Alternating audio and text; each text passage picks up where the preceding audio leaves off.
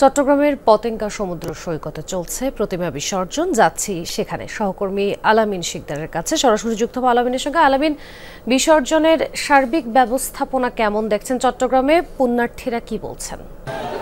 তাজনীন, চট্টগ্রামের পতেঙ্গা সমুদ্র সৈকত সহ অভয়মিত্র ঘাট এবং কালুরঘাট সহ সব মিলিয়ে 100টি মন্দিরের যে প্রতিমাগুলো রয়েছে সেগুলো বিসর্জন করা হবে। এই তথ্য আমাদেরকে চট্টগ্রাম সিটি কর্পোরেশন থেকে দেওয়া হয়েছে। কিছুক্ষণ আগে এখানে সিটি কর্পোরেশনের মেয়র পরিদর্শন এসেছিলেন এবং তিনি পতেঙ্গা সমুদ্র সৈকতে পরিদর্শন এসে বলেছেন টোটাল 100টি মন্দিরের যে প্রতিমাগুলো রয়েছে সেগুলো বিসর্জনের জন্য সার্বিক যে ব্যবস্থা গ্রহণ, সব ধরনের ব্যবস্থা গ্রহণ তারা করেছে।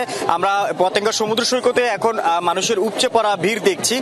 প্রতিমা বিসর্জনের যে কার্যক্রম সেটাও কিন্তু দেখা যাচ্ছে। ট্রাকে ট্রাকে বিভিন্ন মণ্ডপ থেকে আমরা দেখছি প্রতিমাগুলো পতেঙ্গা সমুদ্র সৈকতের দিকে আসছে এবং সেখানে আসার পরে আবির এবং আরাধনার শেষে আমরা দেখছি যে পতেঙ্গা সমুদ্র সৈকতের যে জলরাশি সেখানে মায়ের যে বিসর্জন সেই বিসর্জনটি চলছে এবং এই পুরো বিষয়টিকে কেন্দ্র করে নিরাপত্তার একটি কড়া ব্যবস্থা কিন্তু গ্রহণ করা হয়েছে। র্যাব, পুলিশ, বিজিবি, আমরা দেখেছি নৌবাহিনী, কোস্টগার্ড, পাশাপাশি সেনাবাহিনীর সদস্যরাও কিন্তু এখানে দায়িত্ব পালন করেছে।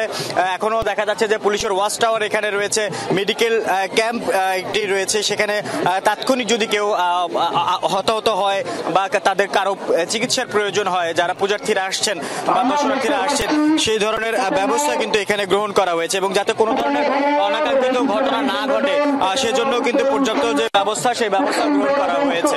আমরা পতেঙ্গা সমুদ্র সৈকতে এখন পর্যন্ত অন্তত 20টিরও বেশি প্রতিমা বিসর্জন হতে দেখেছি এবং পর্যায়ক্রমে সময়ের সাথে সাথে সেই সংখ্যাটা আরো বাড়ছে। তাজনীন, ধন্যবাদ।